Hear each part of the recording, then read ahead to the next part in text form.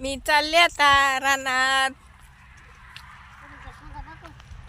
ह्या बघा तुरीच्या शेंगा आहेत. दिसतात का तुम्हाला तुरीच्या शेंगा?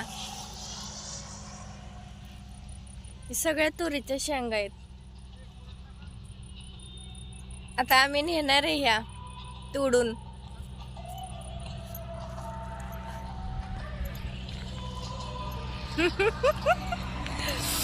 बघतेत माझ्याकडे सगळी व्हिडिओ काढते म्हणून, ऐका नाही.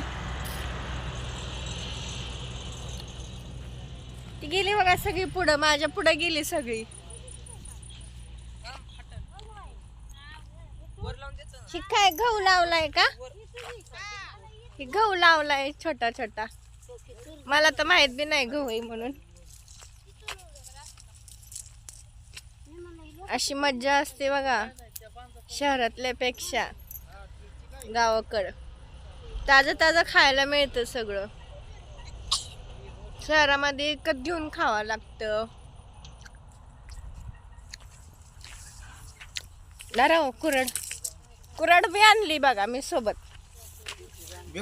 बिबट्या आलाय ना म्हणून कुरड आणली सोबत.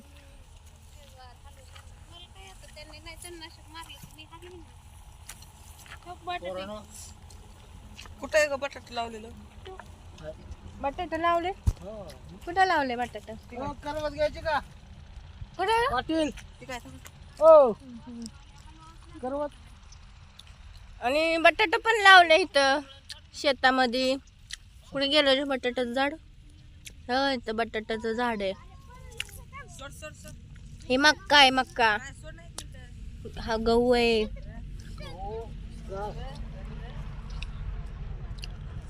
हे कशाच झाड आहे? शेवगा. आणि हे शेवग्याचं झाड आहे. दिसतंय का? तुरीच्या पट्टा दाखव ना. शेवग्याचं झाड आहे हे. म्हणजे आमचं रान नाही, माझ्या नंदेचं रान आहे हे. त्यांच्या शेतात आलोय आम्ही. तिकडे तुरीच्या शेंगा इतक्या निबर झाल्यात ना, त्याला कीड नाही काय नाही, एकदम स्वच्छ आहे. हे झाड दाखव या. दाखवलं आपण झाड दाखव. दाखवलं बघा कसल्या भारी शेंगा आहेत. आणि भरीव आहेत, निबार आहेत निबार. कीड नाही लागली, मावा नाही लागला, काय नाही. हिरवगार आहे.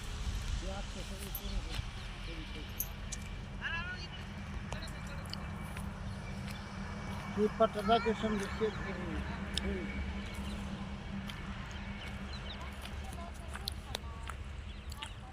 ही काय लावलंय?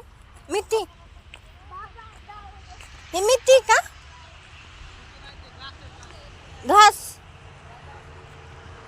बघा मला तर काय माहिती बी नाही रानातलं. ही काय ते काय विचारते नुसतं. हा शेळ्यांना लावलेलं घास.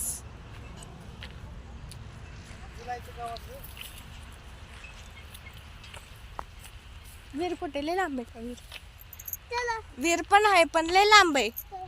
लय लांब जावं लागल. नेक्स्ट व्हिडिओ मध्ये दाखवते तुम्हाला वीर. लय पाणी आहे विहिरीला पण.